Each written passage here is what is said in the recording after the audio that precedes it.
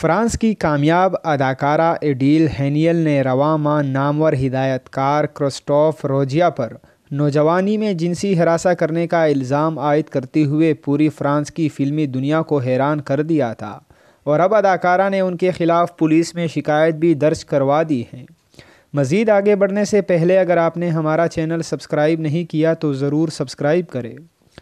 Independent کی report کے مطابق ایڈیل ہینیل نے پولیس میں درج کردہ شکایت میں ہدایت کار کرسٹوف پر الزام لگایا کہ ہدایت کار نے انہیں اس وقت جنسی طور پر ہراساں کیا جب ان کی عمر 12 سے 15 سال تھی۔ اداکارہ کے وکیل کے مطابق ایڈیل کا ماننا ہے کہ دنیا کے سامنے یہ حیران کن حقائق سامنے لانے کے بعد یہ ان کی ذمہ داری ہے